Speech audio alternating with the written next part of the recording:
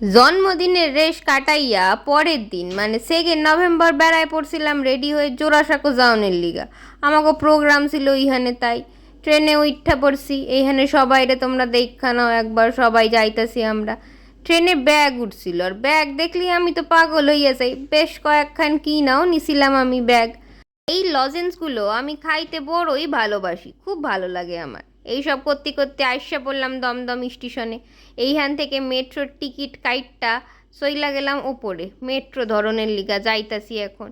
এসক্যালেটার বন্ধ দেখা এই মাইয়ার খুশি দেখো, ধরে আর না। স্টেশনে দাঁড়াই আছি, এখনো ট্রেন আইসে নাই। কি আর করা যাবে, আইসা পড়ছে আমাকে মেট্রো, উঠতে হবে এইবার। জপাং করে সবাই মিলা উঠা পড়ছি মেট্রোতে, ঠান্ডা হাওয়া খাইতে খাইতে বাইরের দৃশ্য দেখতে দেখতে যাইতাছি। কি আর করণ যাবে, বসকা বাসকি নিয়া সব। আইসা পড়ছি গিরিশ পার্ক, এইখান থেকেই যাইতে হইব। হাঁটতি হাঁটতি একেবারে ক্লান্ত হইয়া পড়ছি। দেখো, এসকেলেটারে উঠবে না বলে আগে ভাগেই উঠা গেছে, আবার নাচ করতেছে। এখন আমরা বেড়ায় যাইতাছি স্টেশন থেকে, রাস্তায় উঠা হাঁটতি হাঁটতি চারপাশে দেখতে দেখতে যাইতাছি। কত পুরনো টুরনো সব বাড়িঘর দেখছি। এই যে পৌঁছায়া গেছি জোড়াসাঁকো ঠাকুরবাড়ি, এইখানেই আমাদের সেদিন ছিল প্রোগ্রাম। যাইতে যাইতে এক মোটুর লগে দেখা হইয়া গেল। আমি আবার একটুখানি দাঁত বার করতে করতে যাইতেছিলাম। মৌমিতাদি রাস্তায় আবার এক কাকুরে দাঁড় করাইয়া ছবি তুলছে।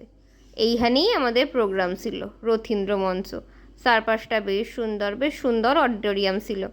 জপাং করে রেডি হয়ে গেছি একদম সাইজা গুইজা। এইখানে একজন স্যার প্রোগ্রাম করতেছিল, খুব সুন্দর। আমাকে কম্পিটিশন সাইডা বৈশা বৈশা ভিডিও করতেছিলাম। এনার নাচ যে আমার কি সুন্দর লাগে, কি আর কই। এইখানে সব শেষে সব ফেলিসিটেশন পর্ব চলতেছে। প্রোগ্রাম শেষ কইরা হাঁটতে হাঁটতে যাইতেছি বাস ধরনের লিগা, উইঠা পড়ছি, এখন বাড়ি ফেরন লাগবো। টাটা।